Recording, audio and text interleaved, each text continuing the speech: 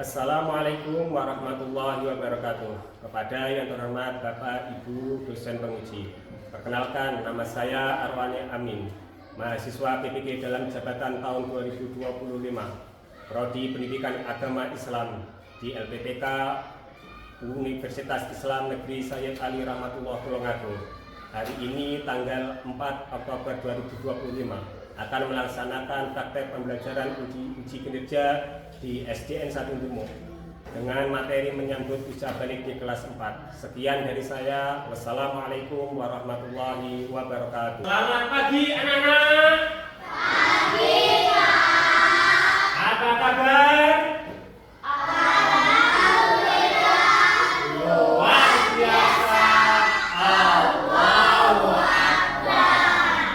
Alhamdulillah anak-anak, hari ini kita bertemu lagi dalam pembelajaran agama Islam. Anak-anak, seperti biasa, sebelum kita melaksanakan pembelajaran, alangkah baiknya kita berdoa dulu, dipimpin oleh ketua kelasnya, Ananda Leon. Sudah siap, teman-teman? Siap. Ini waktu siap. Berdoa mulai.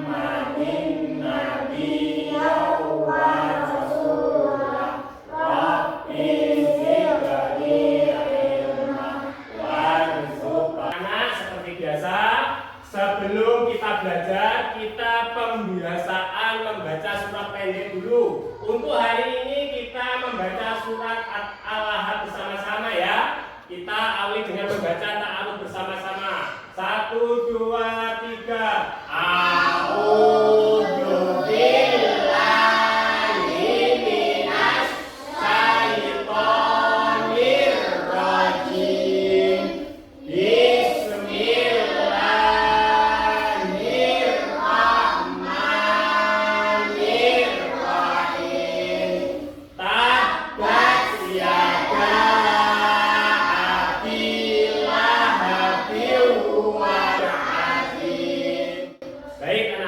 Sebelum kita pembelajaran, Pak Guru ingin mengecek absensi dari anak-anak.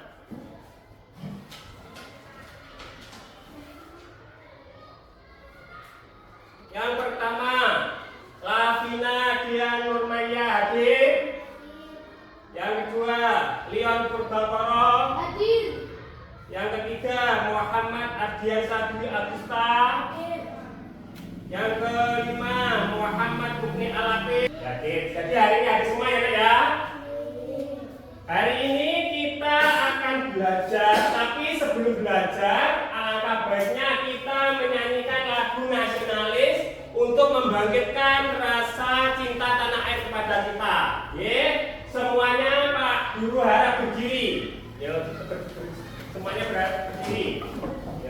Hari ini kita akan menyanyikan lagu Garuda Pancasila ya, bersama-sama. Hitungan ketiga kita mulai menyanyikan lagu Garuda Pancasila. 1, 2, 3. Garuda Pancasila, akulah pendukungmu. Patriot proklamasi. Anak-anak, hari ini kita akan belajar tentang menyambut usia balik. Apa? Menyambut usia balik.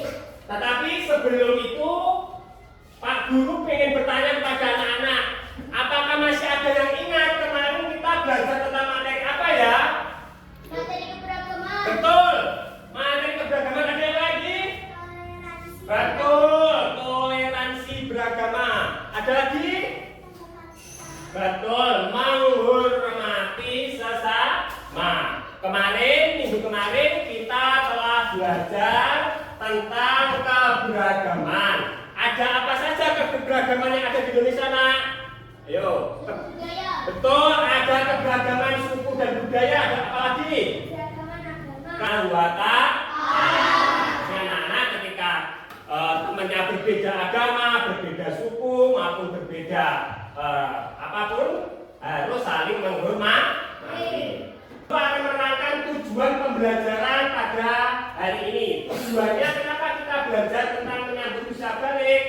Setelah mengikuti kegiatan pelajaran, kalian harus dapat pertama menyebutkan tanda-tanda usia balik atau kedewasaan dengan benar.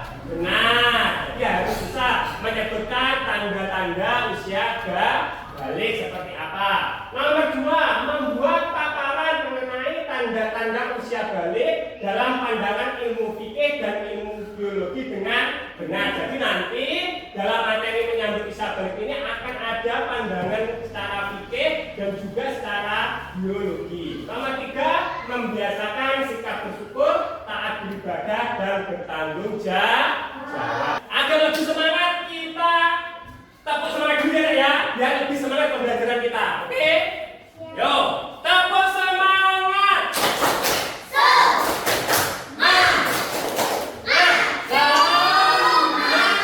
Belajar tentang menyambut usia balik. Anak-anak harus memperhatikan karena ini adalah masa-masa di mana kita akan menginjak usia remaja, khususnya anak-anak kelas 4 yang akan menginjak usia remaja. Sebagai seorang remaja, kita harus mempunyai rasa mandiri, harus percaya diri. Jangan malu kalau sudah dewasa. Jadi dari anak-anak kecil, dari anak-anak dewasa itu jangan malu, harus berani. Karena itu adalah bagian dari pertumbuhan yang ada pada diri manusia. Sekarang anak-anak perhatikan menyambut usia balik. Apa itu balik?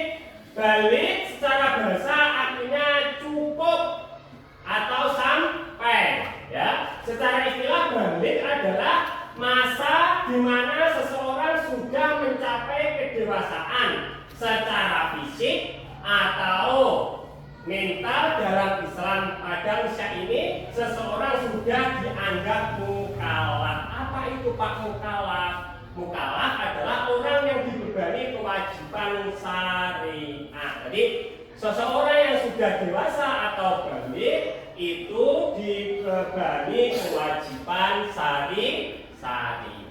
Jadi anak-anak nanti kalau sudah balik, sudah dewasa harus menjalankan perintah syariat. Seperti apa perintah syariat kalau sebagai orang muslim apa? Terus puasa, terus apa lagi? Haji bagi yang mampu dan yang lainnya.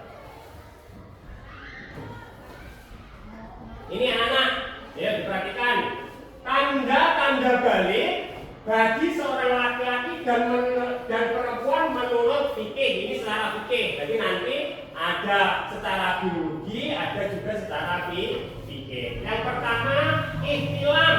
Apa itu ihtilam? Ihtilam itu kalau dalam bahasa Indonesia namanya adalah mimpi basah. Mimpi basah ini dialami oleh laki-laki dan perempuan yang sudah balik, yaitu keluarnya mani dari kemaluan, baik dalam kondisi tidur atau dalam kondisi jaga atau tidak tidur. Mani atau sperma merupakan air yang keluar waktu mimpi basah. Jadi ketika kita tidur maupun tidak tidur, ketika kita mengeluarkan sperma atau mani dari kemaluan kita, itu namanya kita mimpi basah atau dalam bahasa Arabnya dinamakan ihtilam. Nomor 2, haid. Kalau haid ini khusus untuk perempuan, untuk perempuan haid atau menstruasi. Haid atau menstruasi adalah tanda balik bagi seorang perempuan. Jadi seorang perempuan yang tumbuh menjadi dewasa, menjadi besar, itu pasti mengalami yang namanya menstruasi. Menstruasi ini adalah qadarullah. Ini adalah pemberian dari Allah. Jadi menstruasi ini adalah pemberian dari Allah yang diberikan hanya kepada kaum perempuan. Biasanya itu kalau sudah haid tandanya berarti dia sudah beranjak menjadi dewasa atau balik. Terus yang ketiga, berumur 15 tahun. Jadi ukurannya anak-anak itu balik adalah ketika sudah berumur 15 tahun, baik laki-laki maupun perempuan. Ini secara tanda-tanda balik bagi laki-laki dan perempuan menurut hukum fikih. Terus, nah, Pak, kalau sudah ihtilam atau sudah haid, apa yang harus dilakukan? Kewajibannya adalah mandi bagi yang berhadas besar, karena haid dan juga ihtilam mimpi basah itu merupakan hadas besar. Kalau seseorang sudah terkena hadas besar, maka dia wajib mandi besar. Nah ini, anak yang mengalami mimpi basah, perhatikan, dan haid itu sedang berhadas besar. Untuk bersuci, kalau sudah berhadas besar, maka kita harus bersuci. Caranya bagaimana? Tata cara mandi besar. Yang pertama, mencuci kedua telapak tangan 3 kali. Jadi mencuci telapak tangannya 3 kali. Setelah itu mencuci alat kelaminnya, ya, dengan tangan kiri, pakai tangan kiri, dibersihkan, ya, alat kelaminnya dibersihkan. Nomor yang ketiga atau C, yaitu membersihkan tangan kiri, menggosok ke tanah atau pakai sabun. Kalau di dalam kamar mandi biasanya kita menggunakan sabun, ya. Jadi menggunakan sabun, bersihkan dengan tangan kiri. Terus yang ke D adalah berwudu dengan sempurna. Anak-anak setelah selesai itu harus berwudu dengan sempurna. Mulai dari niatnya, mulai dari mencuci tangan, berkumur dan sebagainya. Yang keempat adalah menyela-nyela rambut kepala dengan air. Tadi airnya ketika di sela-sela rambut itu harus dirapikan atau dibasahi semuanya. Harus kena air. Jika rambutnya lebat atau menuangkan air sebanyak 3 kali, jika yakin air bisa masuk ke pangkal rambut. Jadi kalau rambutnya itu lebat, rambutnya rodok dibuka, paham ya, dibuka. Jadi dia kena kabeh disirami air selama 3 kali. Biar apa? Biar semua permukaan rambut itu bisa terkena air. Ya. Yang kelima adalah menuangkan air pada anggota badan. Setelah itu airnya dituangkan seperti orang mandi itu, dari ujung rambut sampai ujung kaki harus diratakan, ya. Diratakan. Setelah itu adalah membasuh kaki, ya, membasuh kaki. Niatnya mandi dilakukan dalam hati pada awal basuhan anggota badan. Niatnya dilakukan di dalam hati, karena ketika di dalam kamar mandi kita tidak diperkenankan membaca lafaz Allah, makanya di dalam hati saja lalu berdoa, ya. Terus selanjutnya ini, kalau sudah ihtilam atau mimpi basah, ketika sedang mimpi basah, sedang haid, ini tidak diperbolehkan. Larangannya adalah pertama mengerjakan sholat. Jadi anak-anak harus tahu ini, kalau sedang berhadas besar, ya, atau haid, kalau anak kelas 4 ada yang sudah haid, tidak boleh mengerjakan sholat, ya. Jangan mengerjakan sholat, tidak boleh sebelum suci. Cara menyucikan tadi seperti mandi besar. Yang kedua adalah sujud tilawah, ya. Tidak boleh melakukan sujud tilawah. Dan sujud syukur tidak boleh juga lakukan sujud syukur karena sedang berhadas besar. Yang kedua apa, anak? Membaca Al-Quran. Jadi orang yang haid atau berhadas besar seperti keluar mani tidak boleh membaca Al-Quran.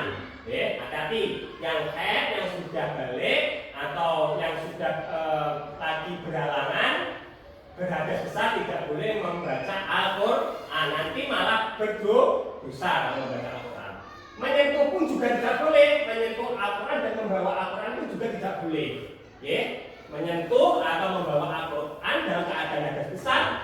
tidak diperbolehkan. Paham ya? Yang ketiga, tidak boleh berpuasa. Jadi diwajibkan untuk tidak berpuasa bagi yang berhadas besar. Pak, nah kalau semisal Pak, saya paginya puasa, tapi di tengah jalan pada siangnya saya mimpi basah atau kayak bagaimana Pak? Harus segera dibatalkan, jangan ditunggu sampai maghrib, tidak boleh. Kalau semisal paginya sudah sahur, terus paginya puasa sampai jam 12, kok datang atau mimpi basah, itu seharusnya diwajibkan segera membatalkan puasa. Oke, paham ya? Jadi tidak boleh diteruskan kalau sedang berhadas besar. Tidak boleh tawaf. Jadi orang-orang yang sedang melaksanakan haji itu ketika berhadas besar tidak diperkenankan untuk tawaf. Oke, paham ya? Jadi nanti kalau sudah besar, anak-anak sudah besar, haji bisa haji. Kalau sedang berhadas besar dan sebagainya harus tahu tidak boleh tawaf. Itu larangannya. Jadi larangannya banyak yang tidak diperbolehkan. Sekarang kita menginjak tanda-tanda balik dalam pandangan ilmu biologi. Tadi adalah pandangan Islam secara fikih. Sekarang menurut tanda-tanda balik dalam pandangan ilmu biologi. Biologi itu apa nak? Biologi adalah ilmu yang mempelajari tentang keadaan atau sifat makhluk hidup manusia, binatang dan tumbuh-tumbuhan. Biologi secara khusus mempelajari perkembangan manusia, di antaranya tahap perkembangan manusia adalah usia remaja atau puber. Di biologi nanti akan ada perubahan. Dulu yang masih kecil biasa saja, nanti tambah dewasa, mukanya mulai berubah. Pernah toh mengalami seperti itu?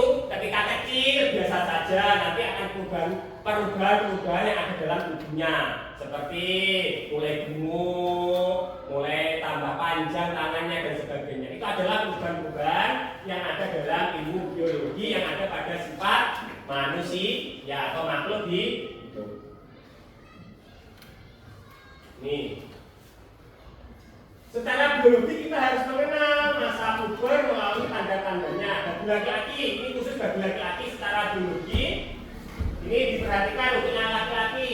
Perubahan fisik meliputi wajah yang mulai ditumbuhi kumis. Jadi kalau laki-laki tanda-tanda secara biologi itu mulai tumbuh kumis, mulai tumbuh kumis itu juga sudah mulai menandakan bahwa dia akan sudah balik. Jenggot kalau ada nanti sudah dewasa seperti Kak Guru dan bapak kamu kan pernah jenggot apa itu? Ya toh? Pernah ada jenggot lah, itu artinya dia sudah balik dan janggal. Terus tumbuhnya rambut pada kelamin dan rambut ketiak. Ini nanti akan tumbuh di rambut ketiak dan kelamin. Nomor 3, badan kelihatan lebih kekar. Jadi lewat lanang, laki-laki badannya akan semakin kekar nanti. Itu akan menandakan bahwa dia sudah balik. Tumbuh jakun, paham jakun ya kan ya? Jakun ini loh, di tenggorokan kadang lah. Ini nanti kalau sudah dewasa atau sudah balik ini nanti akan tumbuh walaupun tidak besar, kadang kecil itu juga tumbuh. Ini jakun. Jadi nanti kalau sudah dewasa akan tumbuh. Pertumbuhan badan bertambah cepat. Pernah merasakan? Semakin dewasa semakin cepat pertumbuhannya. Pernah merasakan? Nah, itu artinya adalah secara tanda-tanda biologi bagi laki-laki semakin cepat perkembangannya, semakin cepat. Nomor yang selanjutnya adalah gerak menjadi lebih aktif. Jadi semakin dewasa anak-anak itu geraknya semakin aktif. Dulu waktu kecil belum terlalu berlari-lari, sekarang mulai tumbuh dewasa, tumbuh berkembang, tumbuh dewasa, akhirnya larinya semakin aktif. Nafsu makan meningkat. Gitu, sing biasanya porsinya cuma sedikit, semakin dewasa bertambah dan selanjutnya. Terus secara biologi Allah, jadi sebagai orang muslim kita harus tetap berbuat baik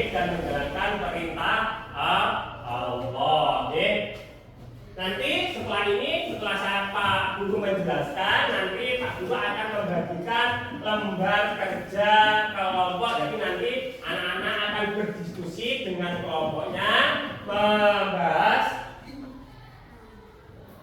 tentang apa materi yang Pak Guru tadi sampaikan. Oke?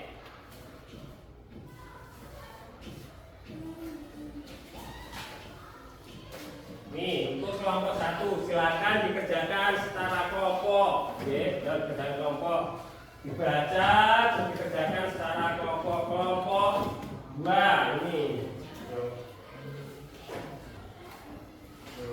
Oke, ya, ayo.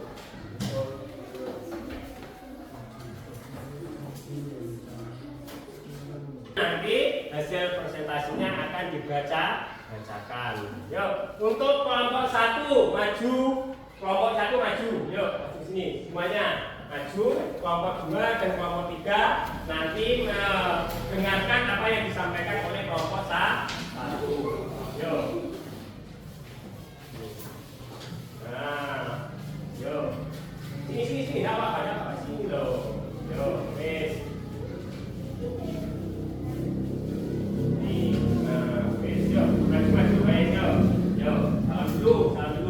Kelompok 3 silakan disimak hasil dari kerja kelompok 1. Yuk, salam dulu. Assalamualaikum warahmatullahi wabarakatuh. Waalaikumsalam warahmatullahi wabarakatuh. Hasilnya? Menurut kelompok kami, balik secara fikih yaitu kedewasaan seorang muslim baik laki-laki dan perempuan dan telah dibidani kewajiban syariat. Tanda-tandanya. Kelompok 1 ada yang ingin ditanyakan? Ada yang mau bertanya? Yo, ada? Sangat jelas dan saya mengerti larangan saat hari. Oh, dari kelompok 2. Hah? Apa? Oh, apa? Bagaimana? Ada? Bagaimana kalau sudah dewasa berumur? Bagaimana kalau sudah dewasa tapi belum haid? Pertanyaannya bagaimana? Oh, dosa Pak. Sudah dewasa tapi kok belum haid, apakah balik itu? Bagaimana menurut kelompok 1? Termasuk balik atau belum? Bukan. Balik. Jadi ketika sudah berumur 8 sudah haid tapi belum dewasa itu sudah balik. Paham ya? Paham. Ada lagi atau cukup? Cukup. Yuk. Sudah salah tadi? Sudah. Silakan kembali ke depan. Yuk. Sekarang kelompok 2. Yuk, ke depan. Berbaca. Kelompok 2.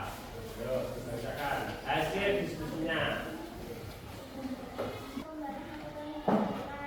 Waalaikumsalam warahmatullahi wabarakatuh. Yang keras, yang lagi dengarkan.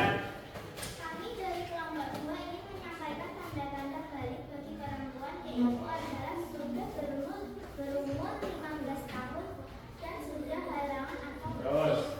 pada waktunya tidak boleh melakukan sholat, puasa, ibadah dan setelah selesai sudah harus melakukan mandi besar atau mandi wajib pakai pembalut suci atau bersih.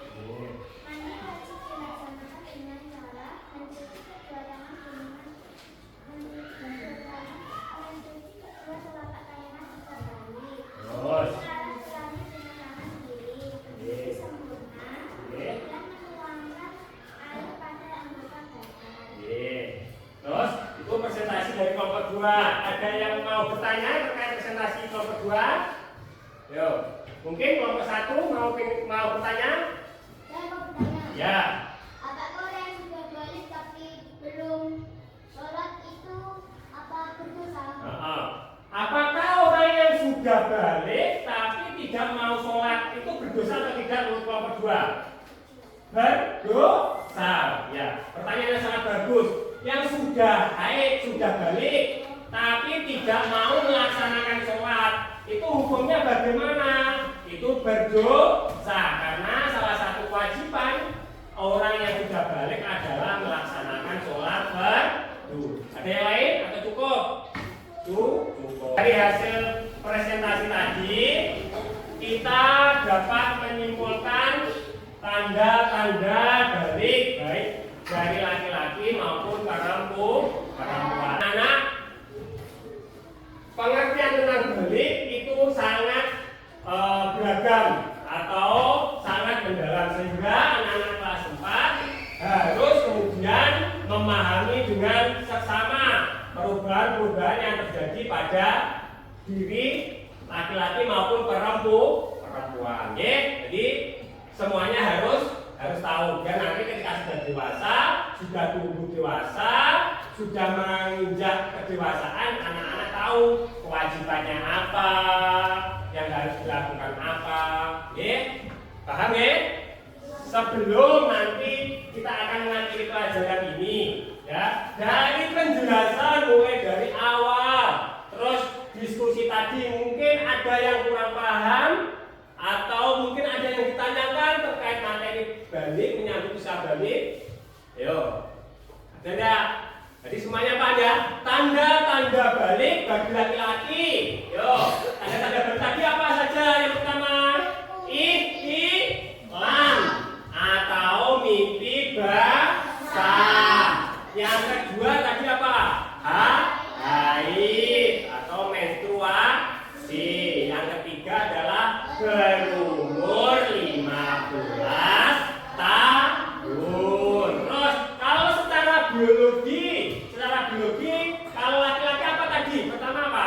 Yuk, laki-laki tumbuh kumis. Kita selain kumis apa? Tumbuh terus jambang, terus tumbuh ya,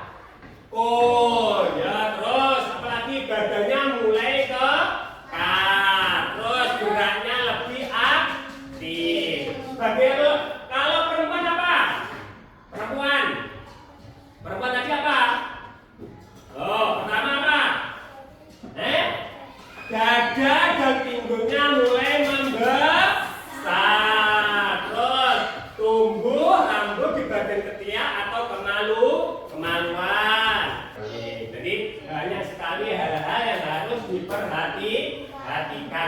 Paham ya? Jadi semakin dewasa kita harus semakin paham bahwa kedewasaan ini memiliki banyak tanda-tanda.